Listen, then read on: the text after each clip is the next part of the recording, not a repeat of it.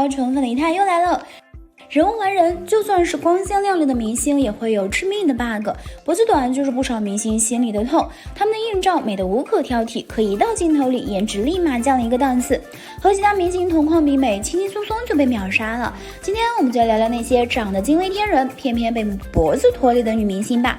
于正的宫廷剧基本上都是美女云集，众多宫女娘娘同框之时，就是大型比美现场，谁拉垮谁尴尬。就拿上市来说，主角团刚首次亮相，就有一位女配因为脖子短败下阵来。这位女配叫何瑞贤，2012年北电第一，出道后也演过不少作品。当初她在《以家人之名》里饰演的唐灿也是个亮眼的小美女。你们越忽悠我就越觉得我自己根本就不是那块料。单看五官，她确实是浓眉大眼的长相，甚至有人说她长得像安以轩。不过一到古装剧，何瑞贤的颜值短板就藏不住了。之前中演力歌行时，就有人吐槽她的脖子太短，仪态不行。结果到了上市，她还是没支棱起来。上市，今日素斋，多亏了此机，能不能别把它吊走？上时局制服的高领设计确实对脖子短的人不太友好。主角团三姐妹同框，明明都是穿着一样的衣服，做着一样的发型，只有何瑞贤的脖子像是短了一截，气质上也跟着矮了一截。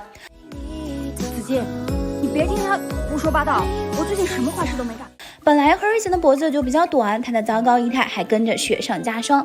在剧中，她经常脖子前倾，显得整个人唯唯诺诺的，美感全无不说，还有点小家子气。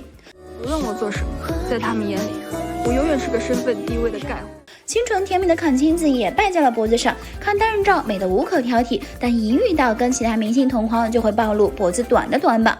你看这灯光就知道，跟主题酒店似的。我觉得吧，下次就买2张电影票。众星云集的百花奖现场，她穿着一条黑白色套裙，在舞台上表演，乍一看望去都认不出是谁。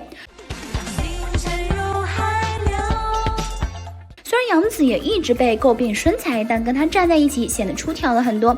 后来大合影时，阚清子与李雨桐、陈都灵站在一起就更虐了。学舞蹈出身的李雨桐气质仪态都没得挑，陈都灵也是圈里出了名的天鹅颈，在两人的左右夹击之下，她显得暗淡了几分。阚清子曾在节目中说过自己是易胖体质，要想有锁骨就必须特别瘦才行。她曾好几次因为发胖而上热搜，因而瘦身一直在她的日程上。她说有一次她收工后很想吃一块点心，刚开动就被经纪人提醒，那半块她最终也没有吃上。女明星的身材焦虑在她这里体现得非常明显，她的身材比例各方面本就不占优势，稍微胖一点，脖子显短又显粗，不仅看起来有点毁气质，很多漂亮的时装造型在她身上也都做不了，会失去很多时尚资源。而且脖子短而粗的话，不光时装穿上没有高级感，古装也少了一点轻盈的感觉，如果角度不友好的话，分分钟变车祸现场。在《通天狄仁杰》中，她饰演慕容清，单看脸没有任何毛病，但镜头一拉远就显得有点笨拙了。亲爱的自己发布会，作为女二的阚清子却被一旁的女三陈米琳抢了风头，还是败在了脖子，败在了气质。当她穿着波点高领连衣裙站在刘诗诗身边时的对比就更加惨烈了。练805出身的刘诗诗拥有让人羡慕的天鹅颈，又细又长的脖颈，气质满分。刘诗诗也靠着这个加分项碾压了不少女星，除了阚清子，陈妍希也是她的手下败将。从很多活动照里就能看出来，陈妍希的脖子也有点虐，穿个微高领的旗袍都快看不见脖子了。一旦和其他长脖子女性同框，她脖子短的劣势一下就暴露了出来。明明是一场美女争艳的名场面，她却不敢拥有姓名。神雕侠侣的小龙女一角更是毁了她的女神形象，脖子短的人不适合领子很高的造型。她这版小龙女的服饰领口不仅高，还非常繁复，乍一看完全没有脖子，而脖子一短，气质瞬间就下来了。这也是为什么这部剧一播出之后，她被全网吐槽小笼包的原因。很多人说她不适合古装，其实也并不是，如果服饰轻薄一些，衣襟不够高，就会好很多。身高身材都不差的关晓彤也被脖子拖了后腿，和钟楚曦几次同框比美，她都是输的那一方。钟楚曦的身高是不如关晓彤的，但她的天鹅颈、直角肩直接给气质加分。而一旁的关晓彤在钟楚曦的对比下，简直不要太显壮。这场同框比美谁赢了，简直是一目了然。神颜女神也会在脖子短上栽跟头，在某场活动里，关之琳居然输给了蒋欣，这你敢信？除了美人迟暮的因素外，脖子上的视觉差距也是一大关键。其实关之琳的脖子一直存在短板，年轻的时候演电影，她穿个微高领的旗袍，直接上演个脖子消失术，非但没有穿出旗袍的气质和美感，还有种把头架在衣服上的即视感。一旦穿对衣服，那个明艳的女明星就又回来了。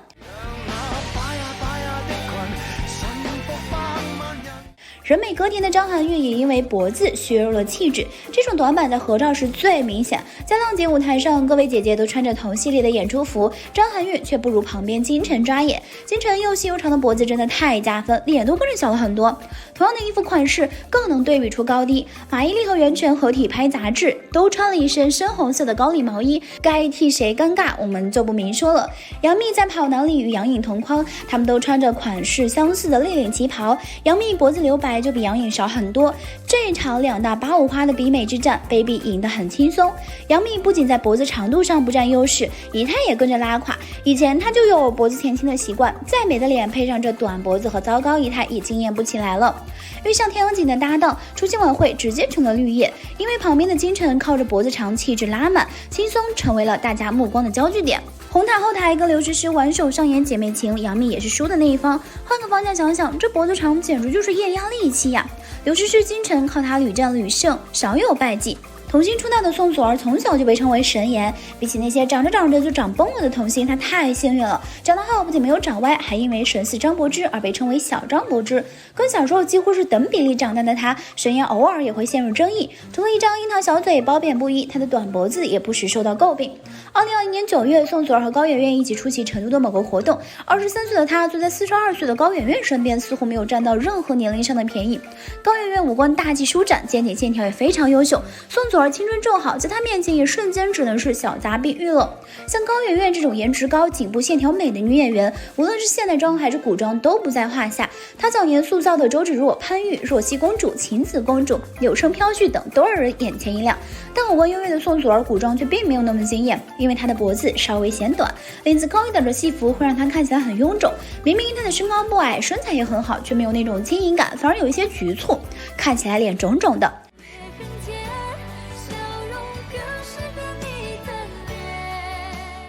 戏服换成领口大开的样式，漂亮呢也是漂亮的，但就是不够直击人心，远没有天鹅颈来的惊艳。哥哥，我真的没有。新生代偶像周杰琼，她的长相在美女如云的韩国也是出类拔萃的，加上弹的一手好琵琶，属于颜值与实力并存的爱豆。但他也有个很明显的 bug， 就是脖子粗。他的脖子不短，但非常粗，这样即便他很瘦，也总给人一种壮实的感觉。与毛晓彤一起上《天天向上》，两人同框对比就更惨烈了。他的脖子看起来比苗晓彤粗了1倍，虽然他比毛晓彤小了整整10岁，但坐在毛晓彤身边，这10岁的年龄差好像荡然无存。当脖颈线条不够优美，再遇上不那么精致的服化道，挑战古装剧就是一场灾难。今年3月份，他主演的《影帝的公主》播出时，不少观众吐槽他的脖子比脸还粗。加上演技也很一般，本来正值青春年华的她，硬是没把公主的灵动演绎出来。太傅，你来看我了。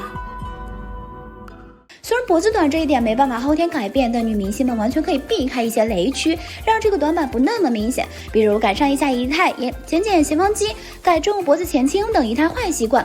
最重要的是，还是要选对合适的穿搭，远离高领、垫高肩膀的服饰，不然你就会和周扬青一样尴尬。周扬青当年参加潮流合伙人发布会，她确实穿得很潮流，但这垫肩外套后面高耸的帽子，再配上短缩的脖子，也真的很滑稽。还有另外一点，如果可能，短脖子女星还是尽量远离古装吧，因为脖子短还穿高领古装，简直就是叠加性的灾难。最经典的案例就得是汤唯和李兰迪，当他们穿上明清古装，就颜值大翻车了，女神幻灭，比美拉垮，真是脖子一短毁所有啊！短脖子女星虽然伤不起，但是呢，要在仪态和穿搭上多下功夫，不然只会输得更惨。